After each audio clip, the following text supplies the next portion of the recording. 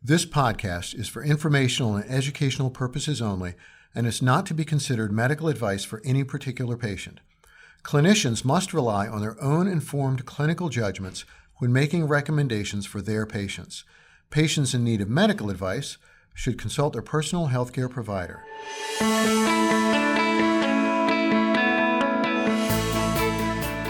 From UPMC Children's Hospital of Pittsburgh, welcome to That's Pediatrics. I'm one of your hosts, John Williams, Chief of Pediatric Infectious Diseases.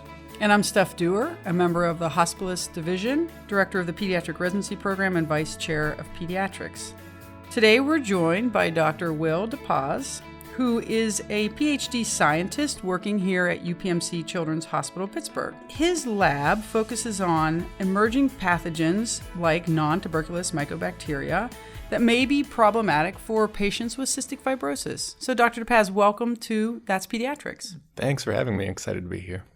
So this is interesting because you particularly work with non-tuberculous mycobacteria, and that is not TB. Yeah, that's right. So there are a lot of mycobacterial species that are sort of just out in the environment, and they're what generally referred to as opportunistic pathogens. So usually they don't infect humans, but if there's some kind of underlying disorder or immunodeficiency, they can get into a compromised patient and cause disease. And so your laboratory here is specifically looking at what processes, or what are you curious about? Yeah, so I'm a general bacteriologist, but mainly I'm interested in the process of biofilm formation. So this is something that most every bacteria can do, and it's essentially transitioning between what we think of bacteria as a single-cell, free-living bug to living in these multicellular, large communities of bacteria that we refer to generally as biofilms. We're interested in this transition, in this process, largely because biofilms are much more difficult to treat. So if bacteria are in a biofilm in the context of an infection, they're more resistant to antibiotics, more resistant to the immune system, and they're just more difficult for us to eradicate. So if we can understand that transition, we can understand maybe how to get biofilms not to form or how to disperse currently formed biofilms and help antibiotics be more effective is the hope. So you mentioned, Will, that a lot of bacteria make biofilms. What is it about these mycobacteria that make the biofilms important? And is it true for TB or just for these non-TB mycobacteria? Yeah, so all of them can make biofilms in the lab. And so this is sort of an important note that especially the opportunistic ones, the ones that live out in the environment, we know that they respond to certain environmental cues and make biofilms in response to these cues. So in the environment, this is going to help them adapt to any specific locale that they're in. Maybe if there's a lot of carbon around, they want to stick around, they form a biofilm and they hang out where they are. And if there's low nutrients, maybe they disperse and can move off somewhere else. So the big question becomes then, what do these opportunistic bugs do when they're inside the host? What kind of environment are they seeing? And is it an environment that mimics where they would see in the environment that would cause them to make biofilms?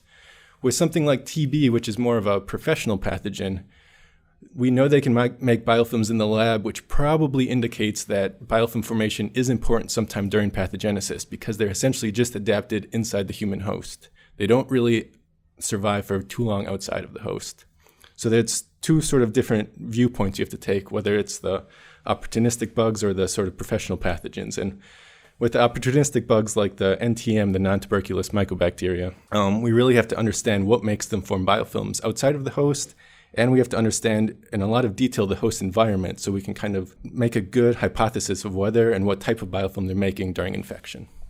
And is there an animal model that recreates perhaps the process in humans? Yeah, so there's a few animal models for NTM. There's a specific type of mouse that's deficient in an immune system pathway that makes it susceptible to NTM pathogenesis. A common one that really recapitulates the biofilm forming capacity of NTM in the host is the zebrafish model. So they'll actually infect zebrafish, they'll make biofilms in the zebrafish, and that helps them resist phagocytosis by host immune cells.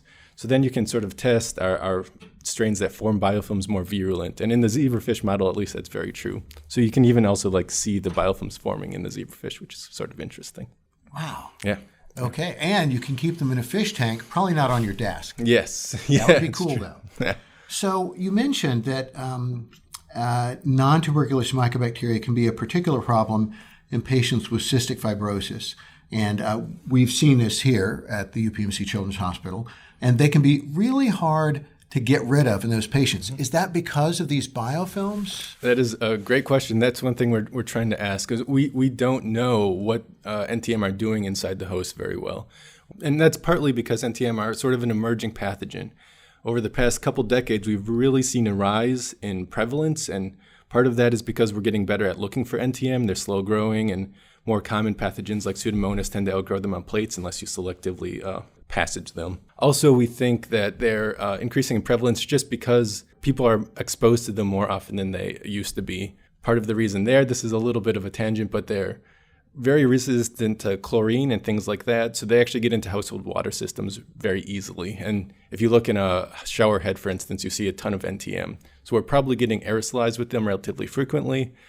And so then if you're susceptible, like CF patients are, there's a good chance you're exposed. And then as far as whether they're making biofilms in the patient, that's one thing we're really excited to look at. And one part of my lab is developing and implementing this tissue clearing and bacterial visualization technique. We call it MiPACT.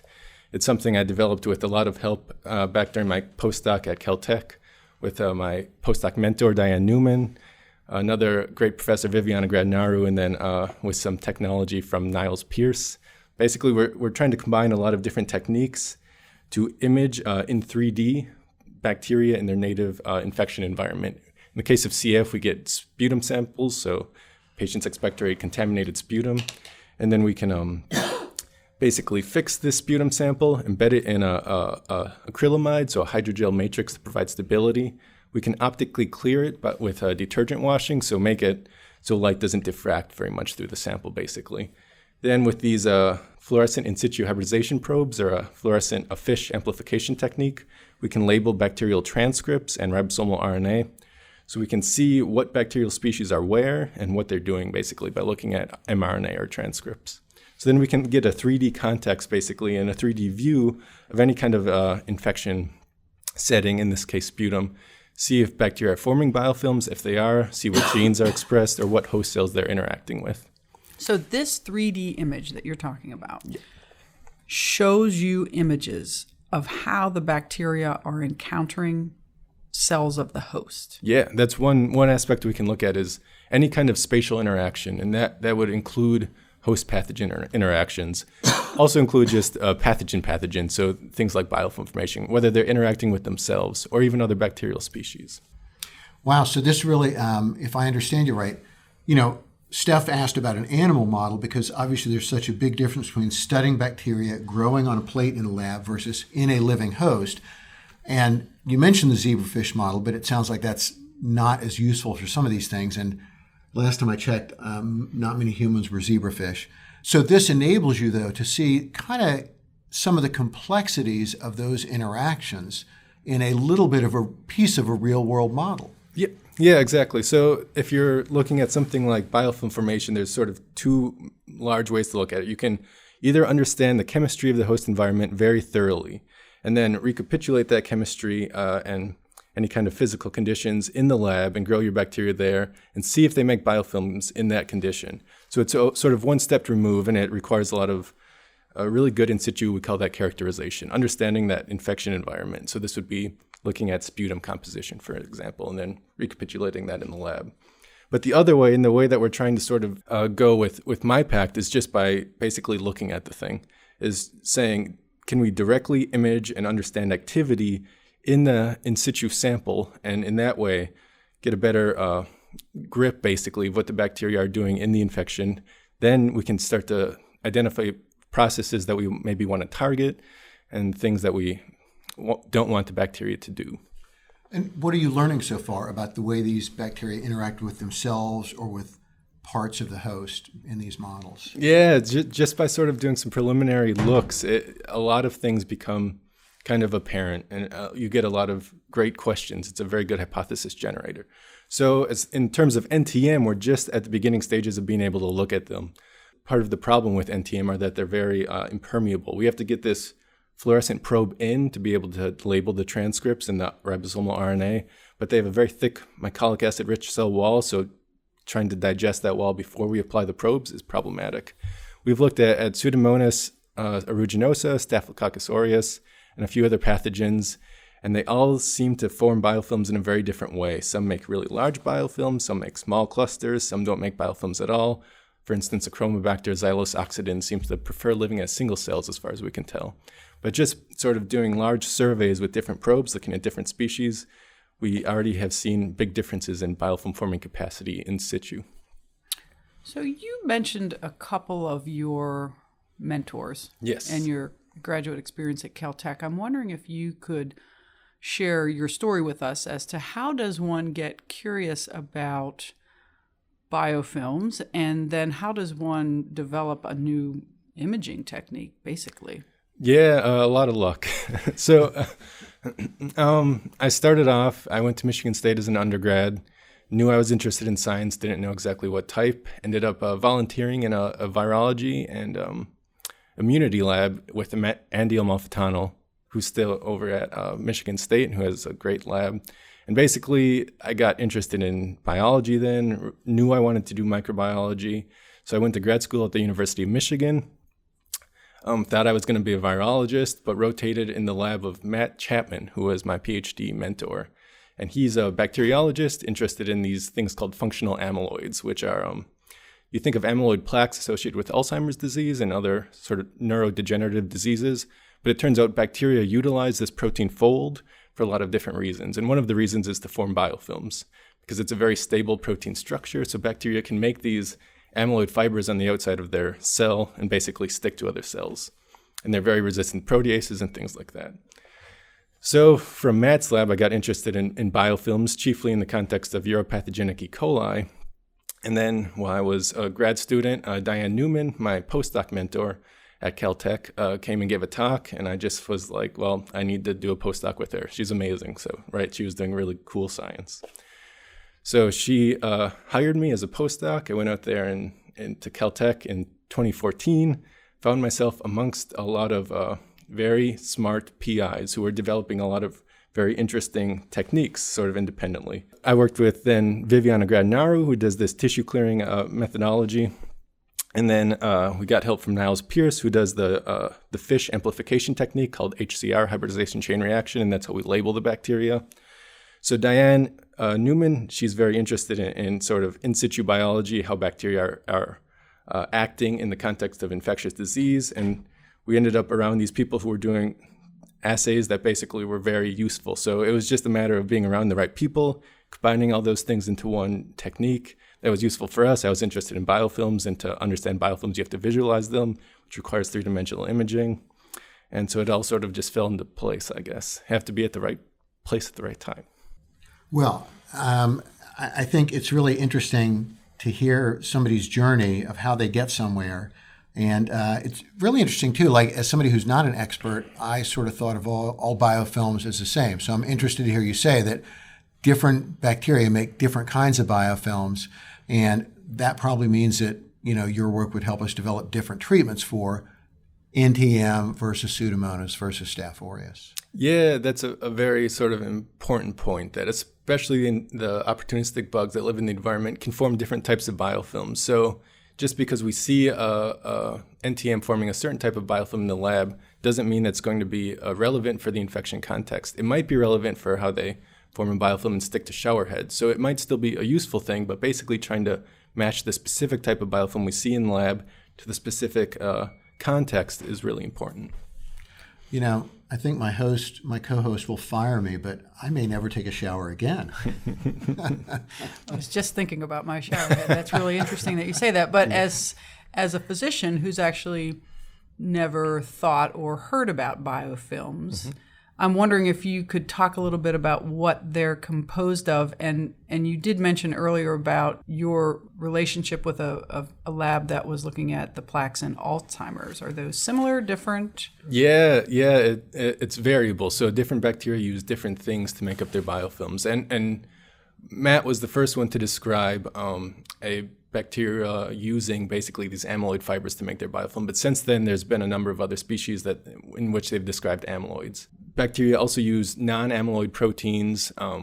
They can use polysaccharides very commonly, even DNA from lice cells. Mycobacteria are, again, a little different, and they're a little trickier because they, as far as we know, don't make those types of fibrils. They have this very thick, fatty acid-rich cell wall, composed chiefly of these things called mycolic acids, long-chain fatty acids. And they use various decorations in this cell wall to either become hydrophobic or hydrophilic and stick to each other or stick to surfaces. So it becomes then a matter of understanding the specific bacteria you're working with, specifically what type of adhesins they use to stick to each other and surfaces. So it's a sort of a species-specific battle, I suppose, trying to break up biofilms or prevent biofilms in any given context. This is fascinating. I mean, not only am I worried about my shower head, I'm also now worried about all these bacteria getting organized and creating these things that help them to survive, apparently, outside of a person and inside of a person. So, I mean, this is a fascinating conversation for me. It's a lot like humans, Steph. Sometimes you want to be in a group, sometimes you want to be alone. Exactly. In bacteria, they can control that transition. It's a very fascinating process. So, aside from being in the right place at the right time and being interested in science, I'm just wondering where you see the future in this type of work, or what other types of questions can people use this technique to answer? Yeah, I'm very excited for not just using the MiPACT to look at bacterial biofilms, but also basically applying it to any given infection context where spatial interactions are important. And I would probably argue that's all infection contexts. And this is why it's one of the many reasons it's great to be in this division and this place, is that there's a lot of people who I normally wouldn't sort of see in a normal microbiology department if I'm around just a bunch of other bacteriologists. For instance, I'm trying to work now with Caroline Coyne to basically identify in the intestinal epithelium where her virus is infecting cells, what part of the intestine and what sort of specific cells are being infected. And we can do this by clearing that intestine sample and by using specific transcript probes that are viral transcripts, basically. So then we can see what cells are being infected by the virus. That could maybe depend on the route of infection and what type of virus, obviously. But it's just a spatial aspect that we think could be important for disease progression. Well, Will, thank you for joining us today. It's really interesting to hear about your work in biofilms. And here at the UPMC Children's Hospital of Pittsburgh, nontuberculous mycobacteria are really important infections in a lot of our transplant and CF patients. So it's really exciting work. So thanks for coming. Yeah, thanks for having me. Yeah, it was certainly my pleasure to have this conversation with you. I've learned a lot about things I've not thought about, one of which is my shower head. But I do really appreciate the work that you're doing here, and very happy that we were able to bring you from sunny California to lovely Pittsburgh, Pennsylvania. And to our listeners, thanks for joining us. You can find other episodes of That's Pediatrics on iTunes, Google Play Music, and YouTube. Be sure to subscribe and to keep up with new content. Leave a review and tell us what other topics you'd like our experts to cover. Thanks for listening.